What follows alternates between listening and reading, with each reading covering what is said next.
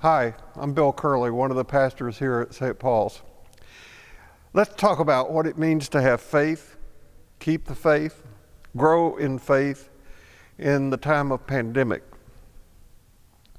I don't know about you, but ever since that first Sunday in March, when St. Paul's did not gather to worship as a community, I have felt like I have been treading water. We've all been feeling our way forward in a fog that is made up of all that comes with major loss, denial, anger, fear, sadness, and a lot of questions. When will we be able to worship as a community again? Are my loved ones safe? What about my economic well-being? What about the economic and physical well-being of people that we love? And on and on. One piece of advice I would have for everyone is this: facts, not fear. Accurate information has spiritual implications. Our tradition says the truth shall set us free. Lies and untruths, especially when spoken by our political leaders, destroy the fabric that holds us together as a community and as a nation. The most important element in any true relationship is trust. Now, facts are not always comfortable, but they will eventually liberate us from illusions and denial, as well as other non-productive behavior. When we have facts, we can make better decisions. Denial, which is one way to deal with major trauma and loss, such as we are going through now, lead to very risky, unwise, and unuseful behavior. It's facts that is what led our church leadership to cancel gathering for worship. And as is frequently true with any loss, we didn't see it coming. A few days before that first Sunday in March, we found out there would be no gathered worship. You were encouraged to stay at home.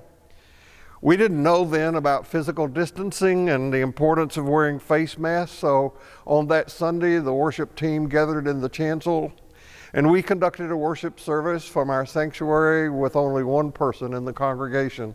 That was the lay reader, who was also a member of the 12-person choir that we had that Sunday.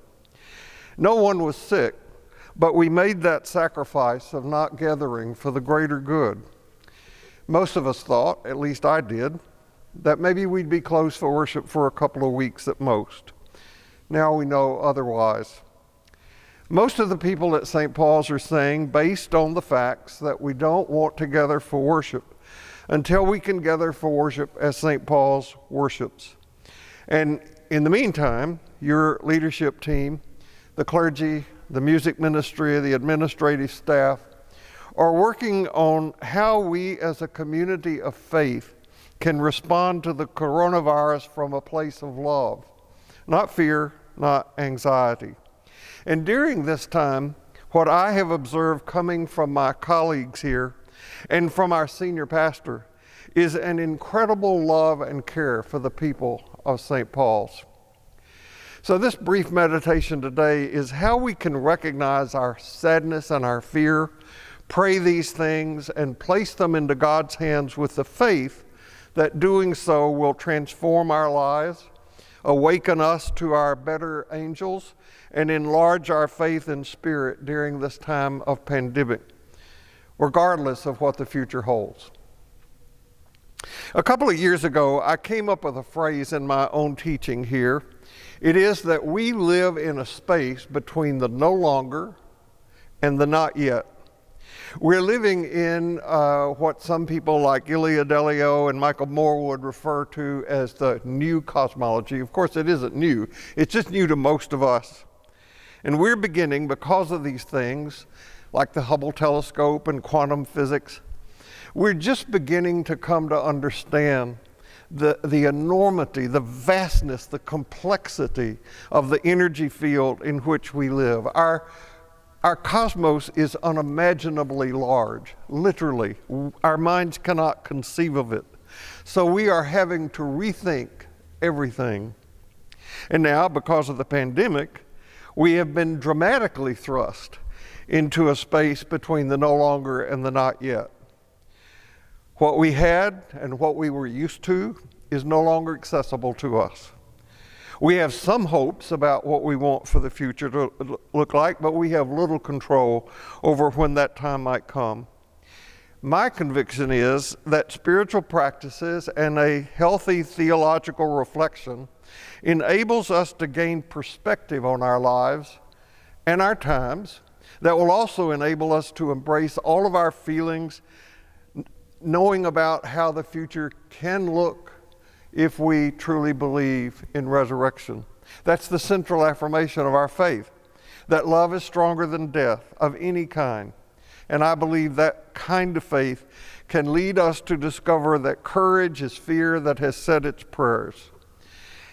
In light of this, I want to offer a very brief reflection on Jesus. What we can assume in faith is that everything Jesus said to his disciples is a revelation of what Jesus is saying to us.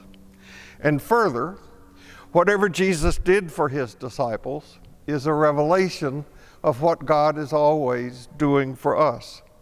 And even further, whatever Jesus asked the disciples to do for one another is what God is always asking us to do for one another.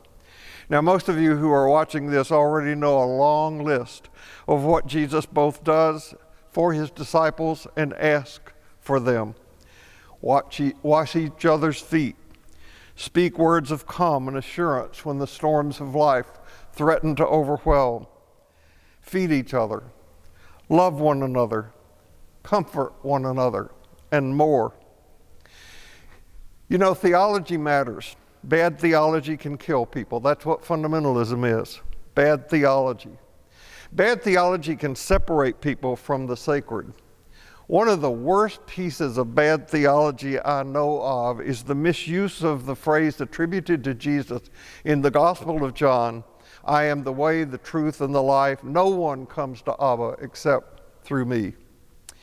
Sarah Grant, in her extraordinarily important but now out-of-print book, Toward an Alternative Theology, puts it brilliantly when she said, it is the way not because Jesus walked it. Jesus walked it because it is the way. This saying from Jesus is not some treasure map to a secret entrance into the favor of God or into safety. Jesus is speaking here not to unbelievers, but to people who are already believers. What is called the new cosmology is asking us to stop seeing everything dualistically. Everything, everyone already belongs.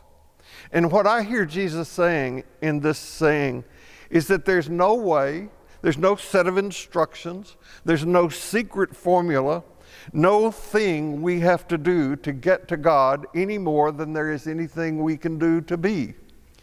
What Jesus is saying is that he is the way, not beliefs about him, but he himself. Since we are already inside sacred mystery, we do not need to come to God. You cannot go into a room you are already in. We work at being aware of where we are already. I heard Richard Rohr, the Franciscan friar who is the animating energy behind the Center for Action and Contemplation, say a couple of years ago that he wished every church in America would close for a year. And that way, the membership of that church would be forced into a new form of contemplation and reflection, of centering prayer or some other devotion. Well, that time has been forced on us. Our choice is how we use it.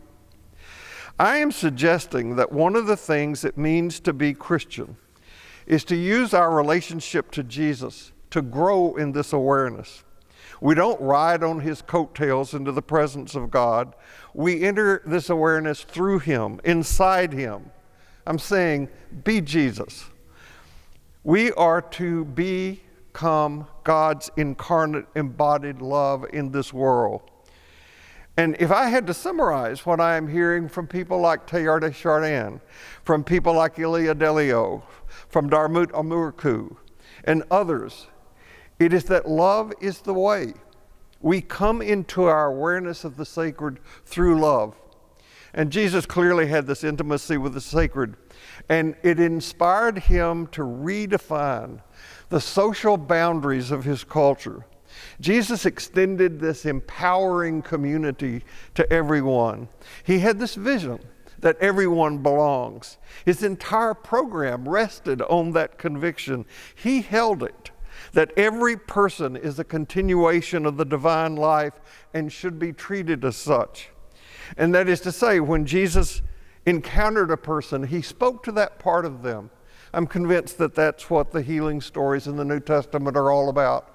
That Jesus would say to someone, I see past what you think defines you to who you truly are. And if you had faith in that, it would make you whole.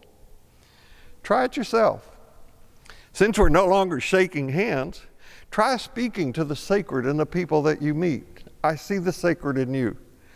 You might want to be careful about who you say that to, but try to say that.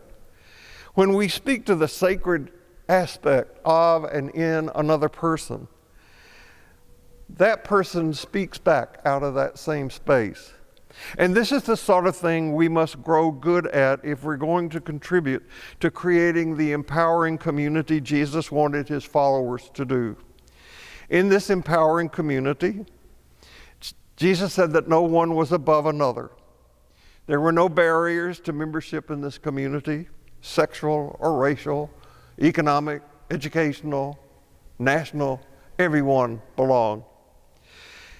Now, this does not mean that this empowering community has no principles. It does. Honesty, generosity, hospitality, social, personal equality are right at the top of the list. Yes, this pandemic has set us back on our heels. And Jesus says, fear not. It was his most frequent admonition to his disciples. We need the love of Jesus to be in this pandemic so that being in this pandemic does not define us. One of my favorite lines from the Gospel of Thomas is where Jesus says, if you bring forth what is within you, what you bring forth will save you. If you fail to bring forth what is within you, what you fail to bring forth will destroy you. And what we're called during this time to bring forth into the world is who we truly are, love and compassion. When the church interpreted the kingdom of God to be someplace off of this earth, way off in the future, it created that kingdom as a place where there is no suffering. But the kingdom of God is here now. And in the here and now, there is suffering, and there is grief, and there is fear. God's kingdom is not marked by the absence of suffering. God's kingdom is marked by the presence of compassion. Compassion is not possible without pain and suffering. I can remember being a child of 5 or so. I'm blessed with the ability to remember things from when I was 2. I'm standing on a church pew. I have my arm around my daddy's neck. And I'm singing a hymn I've already memorized. What a fellowship, what a joy divine, leaning on the everlasting arms. What a blessedness, what a peace is mine, leaning on the everlasting arms. Leaning, safe and secure from all alarms, leaning on the everlasting arms. Of course, in my early years, I accepted the words of that song with a pre-critical naivety. I now return to it in light of the new cosmology, understanding and seeing and believing how truly safe we are, how secure we are, and that's my message for today. No, we don't know the future, but it is safe for us to go forward. Trust me on this.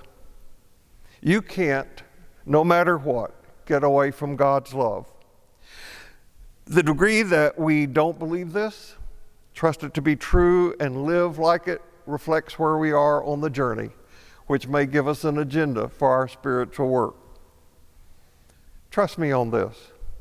If we do our spiritual work, if we become aware and commit to growing in our faith, being willing to enter what the mystics call the cloud of unknowing, we will know this to be true.